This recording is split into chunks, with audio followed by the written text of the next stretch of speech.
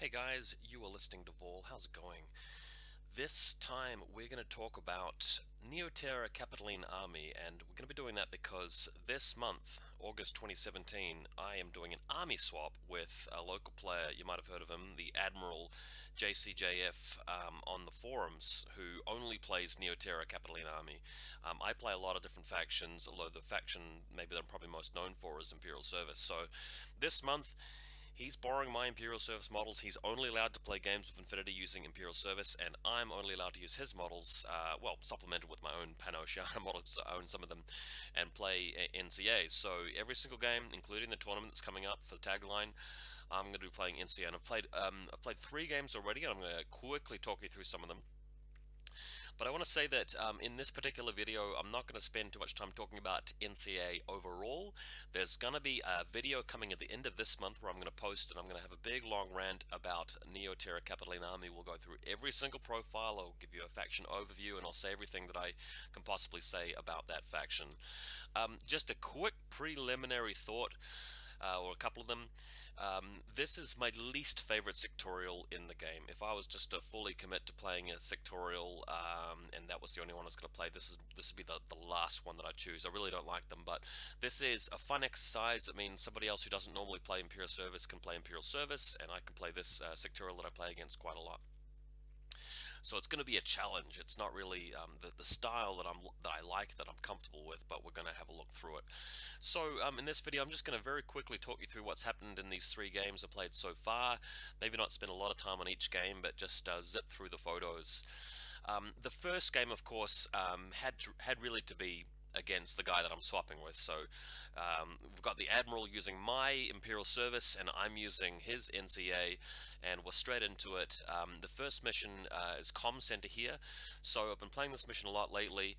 This is a really cool mission because you can win by going first, getting the Alpha Strike, killing more specialists, making sure you're up on army points, and then prevent them from getting either the classified or all of the consoles. Or you can go second and play a bit conservatively, make sure you don't lose more specialists than I've lost, and end up pressing more buttons than they do.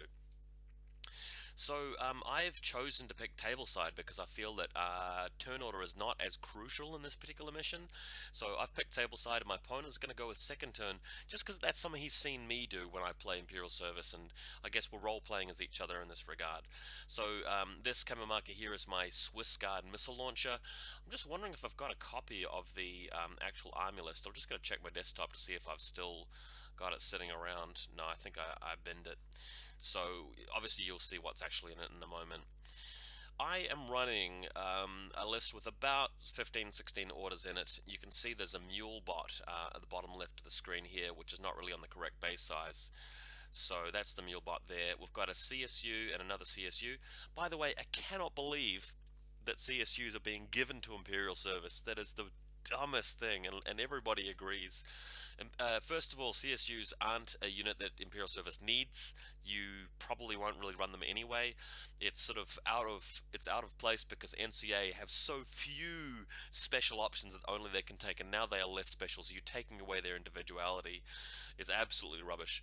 But anyway, we're playing NCA. There are 2 NCUs, sorry, CSUs, corporate security units. One of them has got the extra speed, and the other one has got actually, I can't remember what they got for this particular game. Anyway, Trauma Doc here, and that's because she's standing right next to the hidden deployment Swiss Guard with missile launcher, which is there on the edge. There's a War Corps here, but it's not really a War Corps. I'm using a switch for this game, which is the member of their live team who has Hold Project level 1, pretending to be a War Corps, because they're both irregular, so hopefully that'll trip my opponent up. Then these 3 Fugazi here. There's 1, 2, and 3 at the back here. We've got a sensor bot right through the middle. I don't normally run sensor bots, but playing with Pano-Shiana, I think the sensor bots are a little bit more relevant in this faction because it gives your model it's not a willpower 12 specialist but a willpower 13 specialist. It's a bit faster. You also don't have any infiltrating specialists apart from the really terrible Locust Hacker, so having a Pathfinder to move over to the objective is good. And also you don't really have a lot of chain rifles and things to intuitive attack and flush out camo markers, so the sensor can actually be quite useful. And then on the other side there's the link team, so I'll see if I can go to the next photo and look at that. So over here Link team on the left, I've got the HMG and the missile launcher and 3 plebs, including the lieutenant, and that's what that's looking like. So just going to blast through these photos. My opponent running mostly remotes. He's got a link team of Guangxi, the War Corps, a Dakini paramedic. He's got 2 Rushis in this list. He's got a couple of sensor bots. He's got a Lu Duan pretending to be a Pangolin. But as you can see, he's sort of deployed a little bit haphazardly with some of these models, just leaving them a little bit spaced out, so you can sort of come around and hit them with the Bulleteer later. So further over the other side, we've got the Lu Duan here, which is actually another Rushi, and this Evo repeater, which is actually a Lu Duan, so proxies are a little bit weird here. Sofitech there as well, of course. And yeah, there's my beautiful Pan-Ocean Link team. Some of these models are being borrowed, some of them are my own, and of course the Bulleteer coming down as a reserve model. So straight away, just seeing his deployment, he's left, even though he's going second, he's left some guys just in plain view of this tower here, even though I had a reserve model put down. So had my reserve model been the missile launcher, it goes there anyway, but it's already there, or if it had been an Aquila Guard, I just chuck it there and I kill things. So immediately what happens is that the Swiss Guard appears, fires a missile down this alleyway, and actually is able to connect with like a Guangxi and a Rushi straight off the bat. He reveals his Lu Duan at this point, but the Lu Duan is Ballistic Skill 12, and it's at long range against Teo Camo and cover, so it can't hit. So I don't really know why it's being revealed there. So this turn actually wound up being a bit of a disaster for Imperial Service. A whole lot of stuff gets blown up by the missile. Missile launcher also blows up the Lu Duan as well because it's in line of sight. Hey, why not? Then the Bulleteer moves out, just charging down the alleyway. Assisted fire, of course. Shock is easily able to remove Guangxi. Does pass a lot of armor saves, but this Bulleteer just rips everything up, kills the War Corps, kills a couple more Guangxi. Gets to a point where I'm trying to destroy this sensor bot because it will put me up on the scenario in terms of specialist kills. You get 3 flat-out objective points just for having killed more specialists than your opponent. So with that done, it's really just going to be a matter of defending the objectives until late game. So what has happened, the Bulleteers come all the way through to this point here and ends the turn there. Doesn't even need to be in suppression fire. What I want to do is act as a magnet for the Guangxi actually moving through towards where my model is, and it's still got enhanced fire, so if it wins any shootouts against Impetuous, it's going to clear them off the board as well. So quite an efficient Bulleteer in that regard. I've also got the Aquila team moving up, Auxilia team moving up to the building, and yeah, that's where we've ended up. So in my opponent's turn, all the Guangxi moving towards there. We've got a Swiss Guard, of course, which can fire one of the Swiss Guard is up on the building, as you can see here, firing at the Guangxi, just free ranging around the battlefield. So after the dust is sort of settled, moves out with the Celestial Guard to put down a smoke template, just chucks it down to block some fire lanes, and then moves in eventually with the Rushi. Rushis are able to move over here and actually attack the Swiss Guard with it. Swiss Guard isn't too worried because of armor 8, but yeah, I do get a little bit lucky in the shootout and take 2 wounds rather than just 1, and lose the Swiss Guard in that little encounter. So there he is, unconscious. So many Guangxi moving around, but again, another mistake from my opponent is moving around, waiting for the arrow, the Bulleteer shoots, and the Guangxi shoots the chain rifle. That's the wrong thing to do because there's a solid chance of actually passing the armor save against the chain rifle, and the Guangxi is highly likely to die against the Spitfire. And if you use the pistol instead, it means that you can have a percentage chance of actually beating the Spitfire shooting you. Like, it's BS12 against you for the Guangxi, and the pistol's hitting on 8s, so 2 dice 8s versus 1 dice 12, and potentially you block some damage against yourself, if not killing them. But ultimately, if you can get into close combat, that's even better, because it sort of completely shuts them down, and then you can just fire into close combat.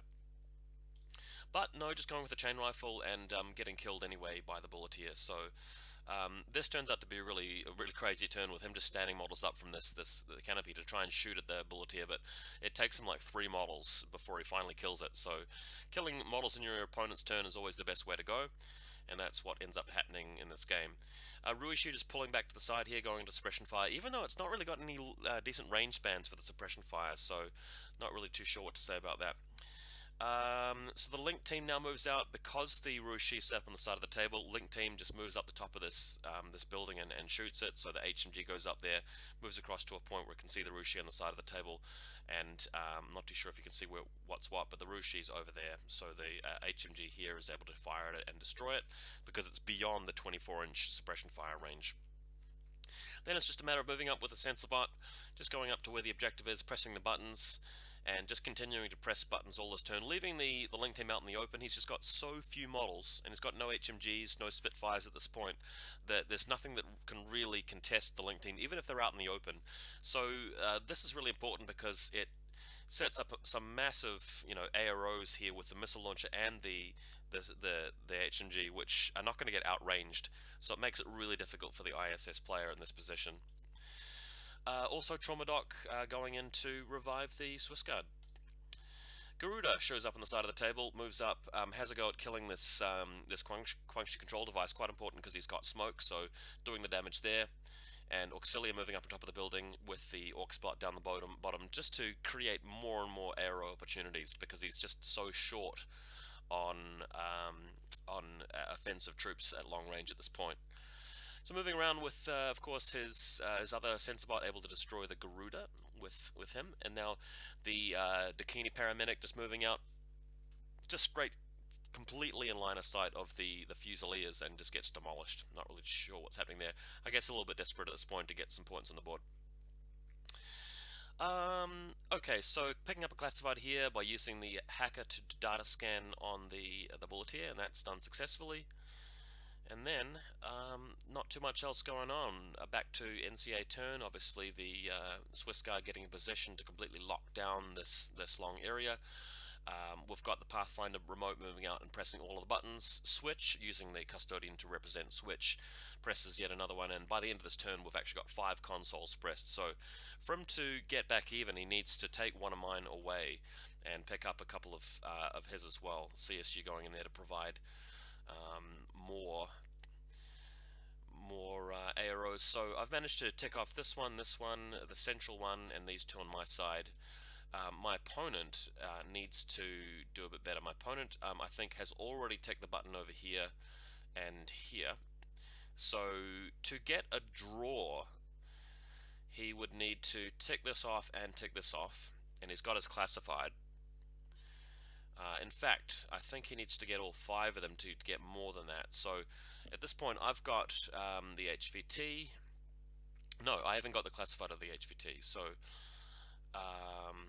no, there's telemetry, so I can see that over there. You can actually sort of see the card just sitting there, right? I can't remember the board state at this point, so we're just going to move on. All I remember is he's basically out of orders, and there is a ninja which appears to press the button on this side, but there's nothing for it to really do. We've got a hacker moving out, but there's not enough orders for the ninja to move out in full line of sight of the CSU and the Swiss Guard and the Fusilier and actually do 2 button presses. Just not enough speed. So it was a pretty crushing win to NCA here. But in the next game, playing Tactical Window, that's my custom mission, by the way, that you guys, you might have seen my other video where I linked to Google Drive where you can playtest this yourself. Tactical Window is one where the scoring is done a little bit differently. You get points for the quadrants, but only a point in every player turn, excepting the first and last turns. So during turns 2, 3, 4, and 5, you can actually score a point, and the consoles, once captured, can't be recaptured, but there are allocated ones for you and your opponent. Quite a cool mission. So playing against Vanilla Yu Cheng for this one, and my list for this game has a Swiss Guard, HMG, and no Bulleteer. We're trying out the Locust with Marksman Rifle for this one. So just deploying where we can. We've also used the Alive anti-establishment group for this one as well, which I think is quite fun. A lot of hacking on the table. My opponent playing only about 12 or 13 orders, including Impetuous and Irregulars. So yeah, this is I think this is not so much a CN warrior, but playing it as a crane. No, it's a, what do you call those guys? The Shang-Chi hacker is what this guy is. And then there's the crane sensor, the multi-rifle crane. So I've moved around with a Locust marksman rifle just to take out the war core.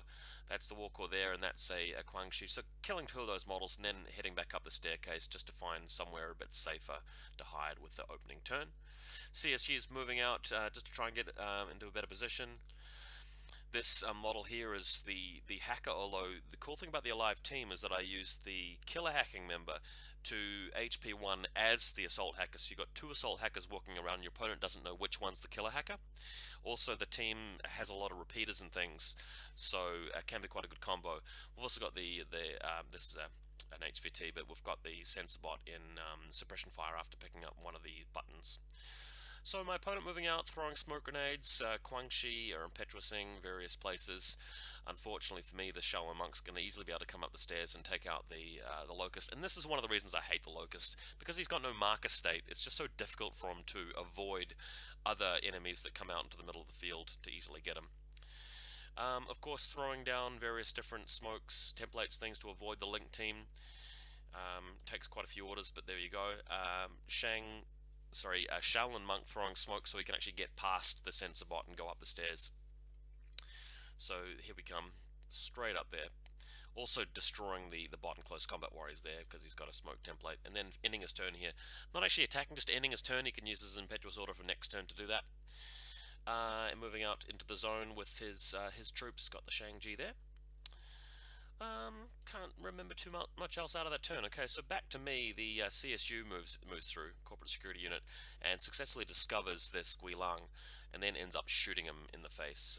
This is the CSU that has plus movement speed, so yeah, that's what ends up here, kills the Guilang. And then Switch, the killer hacker, moves out and presses the other button. So I've got both of my 2 platforms consoles pressed, so I'm up to 4 points now, and looking pretty good on the zones as well. And then back to my opponent, moving around with Impetuous. I did try to actually take out his, he's got a sensor bot and suppression fire with this guy, but I totally misjudged the range and lost my CSU there. And then finally, moving my Swiss Guard with HMG up the board. And the reason why he's just sitting there in front of the crane is that the quadrant is measured like that, and it allows me to pick up an extra point. So this is going to give me the lead in terms of zones, which is quite important to get a bit of a head start on. As Bit and Kiss move around the side of the board, so obviously Bit and Kiss, you've got the G-Sync robot and the white hacking device guy here. My opponent makes a huge blunder and decides to engage with his ninja. Of course, this does allow me to simply hack him because I've got a killer hacker nearby and the ninja can't hack me back, so my opponent just completely fumbling that particular order and losing the ninja altogether, so unfortunate. And we've got a flash pulse bot set up to also flash people to come around the corner. So back to my opponent's turn, we've got the Shaolin able to kill the Locust, and we've got the Shang-Chi hacker in position. After that, the Shaolin could throw a smoke grenade. She's got the Shaolin there, able to throw a smoke grenade in front of the CSU so that the Bao trooper with sniper rifle can come and get him. We've also got the missile launcher and the Link team having moved out to the bridgeway. So the Link team here can't shoot the Guangxi in the smoke, but can fire a missile down here to that Guangxi and blow him up, right? But unfortunately, the Guangxi is going to be able to fire his chain rifle at Bit and Kiss, and unfortunately losing my white noise hacker, my white hacking device, I should say, at that point. Luckily, though, our killer hacker does manage to dodge, as far as I can remember. There's a repeater there also, which does, I believe, get destroyed. Put the repeater there because I was trying to lock down the crane on top of the building from attacking my Swiss Guard, but that was just a really terrible plan because the repeater is so easy to take out, so a bit of a blunder on my part. Not too sure if you guys can see too well in the photo, but that is a Bao trooper with a sniper rifle, so he's able to shoot through the smoke now and quite easily fire through and pick off a number of people. He's able to pick off the CSU and my killer hacker and whatnot, so just a bad positional round for me to be in. Quite a blunder with leaving the models there the previous turn. More smoke going down with Impetuous and irregular orders. So you can see how quite easy it is.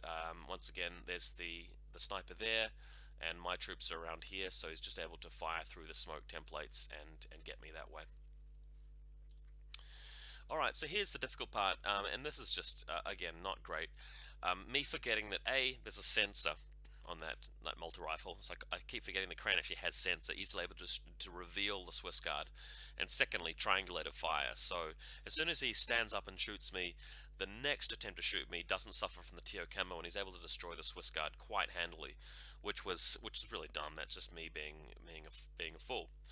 Luckily for me, though, I do have the missile launcher from the Link team locking down the whole table, so his Wooming rocket launcher moves around to shoot at the Fusilier up there.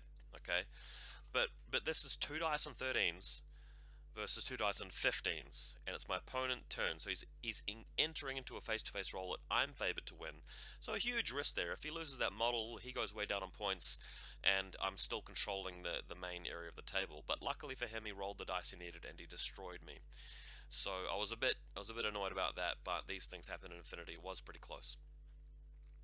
So that's what allows the Crane to stand up and actually use triangulator fire now that the missile launcher is out of the way. So the Crane actually can't kill the Swiss Guard without being shot by the missile launcher if that hadn't happened. So you can sort of see how annoyed I was about that. And then, of course, coming around the corner and using the shotgun to destroy our killer hacker device there, quite handily. The Crane, able to move into position and get hacked by my hacker here. We both have hacking devices, but this hacker actually has a repeater, so that my Link team can actually hack through that there. So I think that comes into play shortly. So moves in, doesn't get hacked, but this does put him into my quadrant, so that's why he's moved there and survived the hacking attempt. Of course, what this means, though, is that when it becomes my turn as well, this model is the hacker and is able to hack through the repeater and actually enter into a bit of a mortal combat with the enemy Shang-Chi. And after several orders being spent, does actually achieve that and kills the Shang-Chi. HMG standing up now to provide some arrows over the objectives, because we don't have the final turn, and to win this we need to stop our opponents from actually pressing the button. So just basically setting up to provide arrows. We're down on points. The Shang-Chi's dead. This sensor bot's still alive over here. Wooming, getting attacked by the HMG and surviving, takes 1 wound and gets pushed back. So yeah, what ends up happening is he has to throw down a smoke template to block the arrows, and then move out with the chain of command Red Fury Pheasant. Moves all the way over here, is able to step onto the objective to press it with 1 attempt on the button, but fails the whip check and gets flash pulsed by something. There were like 3 or 4 or 5 arrows, or get shot by the pistol from the HMD on the bridge. And that was it for that game. So it ended up being a draw, because my opponent has killed more specialists. He's also killed more army points, and we've both got our classifieds. No, sorry, that's not how it worked. I've got 2 objectives, he's got 1. So this is not comm center. So based on the number of quadrants we each got throughout the game, or tied on, and the number of consoles we both got, and HVT, capture and so forth, it ended up being a draw. I can't quite remember the objectives, but you'll have to look at Tactical Mission for that. Anyway, it's a draw. Don't need to say too much more about that. Which brings me to my my 3rd game so far with NCA, and that's been one of limited insertion. So this one's a bit different because only 10 models, and I find limited insertions a little bit hard to write for, because you still want the Fusilier Link team in there. So you've got to fit in 5 models that are of the correct cost to fill out that 300 points, but you're inevitably going to be spending too much on something. I tried a list with a Ulan or a Squallow, didn't end up liking them really, and because we're going to be playing Masterstroke, which is a specialized mission in Tagline, in the special Tagline scenario pack, because we're going to do an event on that next week. Yeah, I ended up going with a list with 2 Swiss Guards, an Aquila Guard, and a Hexa, just to try and counter some of the things I expect my Hakslam opponent to do. And also try and keep orders on the table. So the Swiss Guard Hacker is not normally a model that I like, but the thing is you get +3 for pressing buttons in this scenario, and I thought that might be quite relevant. Also, I quite like the multi-rifle at short range, and especially against Hakkaslam, which has some dogged stuff. Swiss Guard Missile Launcher is really good for forcing your opponent to waste orders trying to kill him, and then reviving him with a trauma dock. Because you're so light on orders in this this format, I think the Swiss Guard's the way to go. Also gone with the Aquila HMG again. taking a model I don't normally like, but the reason why I like him is that if I'm deploying second and then he puts AljaBel and Impersonator right in front of my lines, having the Aquila set up to counter deploy against him prevents AljaBel or somebody like that from just throwing down a smoke template, moving in it, and killing you with a viral knife. So that was really going to be the plan. Also, the Aquila is a very good counter to the Janbazan. The Janbazan can blow him away with 4 dice on 12s against the 1 dice on 15, but sometimes the Janbazan will get unlucky. Aquila Guard can pass armor saves, so it allows you to also get around any potential Ghazis and so forth. So I really like him, and of course you've got to take the Fusilier team and a Hexa Hacker there just because +3 for scenario. Plus he's quite good at moving out at the end of the game. So with that in mind, we're setting up here. This marker number 2 is where the hidden deployment Swiss missile is. This is the Hexa and of course the trauma dock right next to them. And then going through the other photos, we've got straight away AljaBel rolling to deploy in my side of the table because he's going first, passing the roll. But quite crucially, I want to point out that even though the missile launcher is there, there's not enough space in between this model and the Hexa for him to actually move around and actually stand there if the Swiss reveals. If he moves into combat with my trauma dock to destroy it, I've actually counter-deployed with the Aquila, as you can see standing up there, to shoot across this and actually kill him as he reveals himself. So that's the plan there. And of course he'd have to reveal himself to try and discover the Hexa, so I'm not too worried about that either. So this is quite a strong setup to defend against AljaBel, if you can see what I'm saying, because what does AljaBel really do here to get value? He's going to just trade with the Doctor, which is a terrible trade, and he's not going to be able to get into position easily enough against the Swiss missile even after it appears. Elsewhere though, the Link team setting up over here the missile launcher, getting a long fire lane along the side there.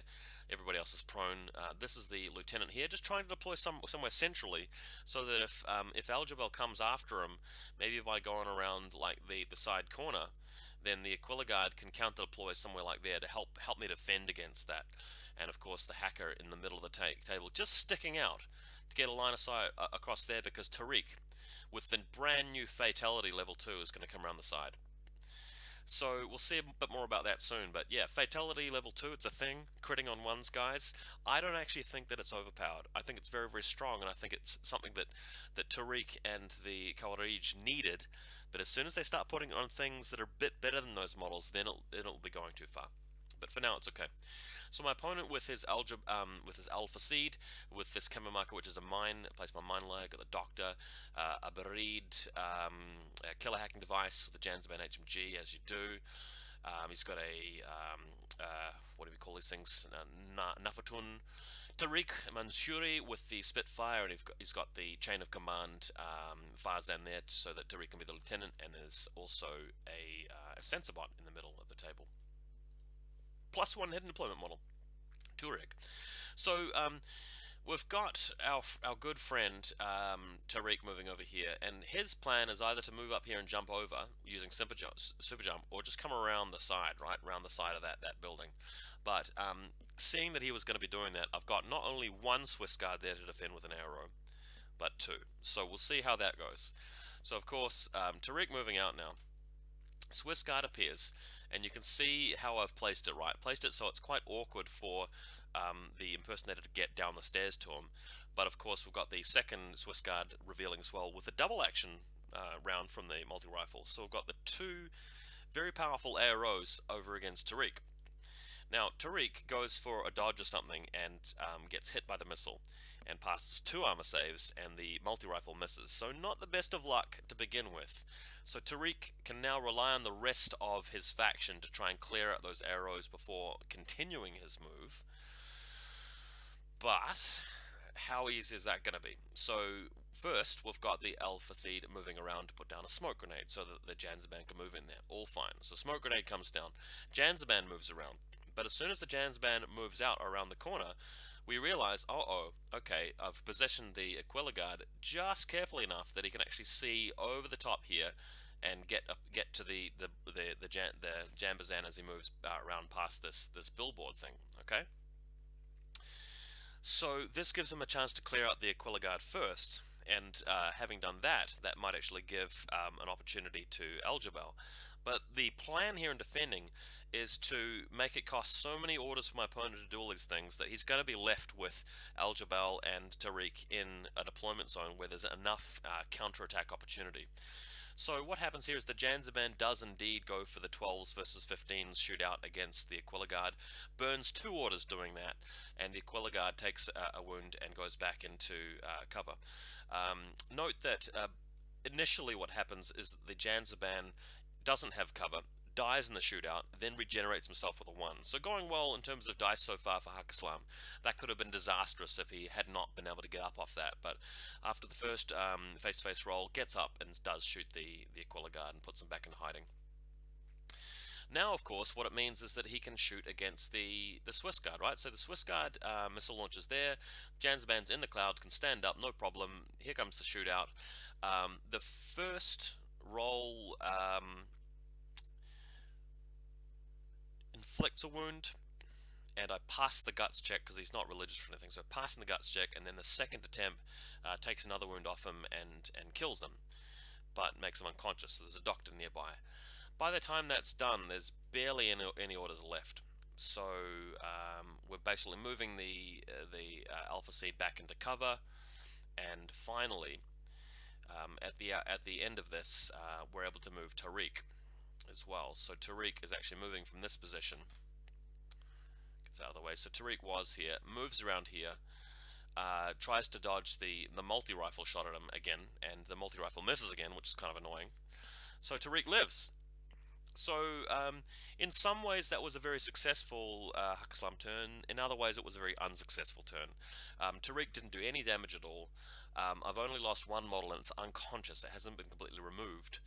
And I've managed to survive the Alpha Strike, and Al-Jabal hasn't even appeared. So the counterattack should be relatively straightforward. We've got the Fusilier Link team just investing in one of these guys who's not the lieutenant, just a pleb. You can afford to lose him. And I've set up a second one as well, just in case the first one fails. Fusilier Link team, blah, blah, blah, blah, blah, with the combi rifle 4 dice, heading on 18s, close range, 5-man link. Tariq gets destroyed, and luckily there's no fatality crit. So well done to the Fusiliers. Next, what we can do is just shuffle them around a bit more, get the missile launcher into the right spot. We both forgot that we'd placed HVTs, so that's what these photos are about. So we placed them halfway through the game. Now I want to show you something quite cunning about this deployment, and the cunning thing about this is that there's a gap here where he can't really move down the stairs and in there in close combat with me, because he can't fit. You're not allowed to in the model there because it's going to be base to base with this camera marker. That's just not going to work. So it's just not, there's not enough space. But the trauma doc can move through her own friendly model, so she basically stands up, walks through the staircase, right? Because she can go through her own models, and also she can vault over the stairs since they're lower. And this means that if Al-Jabal reveals to shotgun her, she fires back with the combi rifle, and the Aquila Guard stands up and hoses him. So Al-Jabal doesn't reveal, so she basically goes for a free discover and passes, allowing for the Aquila Guard to do that anyway, and then in the next order moves back around here to try and revive the Swiss Guard. So quite an efficient way of doing things. Moves around, throws the dice, fails the first roll, but command token because he's got a cube, and passes the second roll, so the Swiss Guard is back on his feet. Quite like that. Then we have the Hexa moving around the corner. The first short skill he delays. I just cancel the second short skill because I don't really want him to shoot in response to me declaring the discover. So in my next attempt, I go for the discover, he goes for the engage, shoot him with the combi rifle, killing him. So that's the Hexa taking him out, and then we get a classified in the form of extreme prejudice by removing his corpse as a part of a coordinated order, because the rest of the army now moves out with that particular action. We've got the Swiss hacker moving around, and the doctor relocating so that she's not hanging out behind the missile launcher to get shot, and so forth. So that's all I could really achieve with my turn, but quite importantly, I've taken him down by 2 orders. He's got nothing threatening my back line at this point. I will have the last turn of the game, so picking up that tech console in the middle should be a lot easier. So again, my opponent moving out, putting down some smoke templates, moving out with the Breed. The Breed has another go at the missile launcher, which has stood up again, only on 1 wound, and the Breed, rather than taking him to unconscious this time, does completely remove him. So a bit more efficient this time. There is a there is a lone Fusilier just standing up in the middle of nowhere, and I did that deliberately because I want him to shoot my Link team. The Link's actually quite resilient against the, not the breed, the Janzaban. So he's hitting me 4 dice on 12s, I'm hitting him 2 dice on 9s. It's not actually that bad. And if I lose a Fusilier, so what? Lose an order, he loses an order.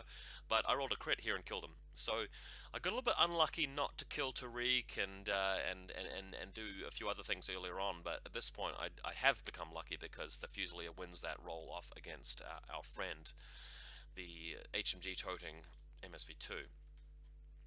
What he decides to do now is just move out with the sensor bot going through to the middle of the table. So he's moving from his deployment zone along here, and he's just going to ensconce himself over there because he knows that I've got a Swiss Guard, and he wants to provide that repeater range just in case I come in nearby, because he's got his killer hacker, which is going to be very effective against my hackers. So we're going to go for it. Now that he's moved his sensor bot into there, the Aquila Guard can finally do what he's always dreamt about doing, and that's actually going on a rampage. So moving out here, firing his big HMG, destroying this model here. And then he's able to move out along through there and go to do some work. And this is all I'm going to be doing with this turn, is just making sure I cripple my opponent so badly that he can't really set up any in-game plan. So just moving along the bridge, discovering the mine for free, destroying the mine, continuing to move along here, getting into a shootout with the Alpha Seed, who takes a wound and then fails the guts back into cover. Continuing to move with the Aquila, continuing to shoot at the Alpha Seed, destroying him, moving around the side of the stairs to take out the Bereaved Hacker, and actually doing a lean out. I believe the ruling is that if you lean out here, you can still fire like 2 shots at the Doctor and 2 shots at the Bereaved by splitting fire. I see no reason why you can't do that. So that results in the Doctor not dying, but the Bereaved indeed dying, and the Aquila Guard just standing in the middle of nowhere to make life really difficult for any Tuaregs or anything like that. So my opponent, moving out to shotgun with his final turn here with the Doctor, gets crit in the face with a pistol, so Pano luck definitely turning around and coming to the rescue here. We've got the Farzand chain of command, who's picked up the lieutenant from Tariq, moving forward towards the middle of the table, getting discovered automatically by an Aquila Guard before it moves outside a line of sight. And then you can see here that he's come to camp the end objective, still with a Panoshan, a turn left to go with 9 orders, so it's going to be a tall task for him to survive this. So we've got the full Link team moving out now, trudging along the battlefield. They're looking quite cool in their parade gear. Pulling around the corner to attack the shotgun, but losing the shootout and dying. 5 highly trained Fusiliers dying to 1 Farzand. It's hilarious and just gets killed. So that's okay. Getting shot. No, sorry, he doesn't get killed. He kills the Farzand, but the shotgun blast, I accidentally mispositioned 1 Fusilier and I got killed by the shotgun blast. So then when I continue moving out, that's when the Tuareg assault hacker appears to shotgun me and actually kills me when I come close to the objective, so losing this Fusilier at that point. So we've got the Swiss Guard hacker moving around, putting the carbonite on his hacker, failing, so nobody gets carbonated. No, sorry, he gets carbonated, I should say, but passes all of the BTS saves, and then the Swiss Guard presses the button on the console to pick up some more points, gets immobilized, and for the final act of the game, just a simple cheap move within zone of control of the Tuareg, forcing him to zone of control, change face, and then moving out onto the objective to claim the extra 4 bonus points. So a really easy and total victory for NCA in this particular game. But yeah, dice rolls at the outset could have made it different, but I felt like my deployment was good enough to actually fend off some attacks that I really expected from his version of Hakkislam. So I managed to deploy well enough to give myself an edge that game. But hey, who knows, if it had been a Maghreb Guard or a different kind of strategy, things may have been quite a lot different. So hopefully you guys enjoy the games that are coming up for Neoterra Capitaline Army, and of course I'll go into more detail about the actual faction and the profiles at the end of the month. Stay tuned for that.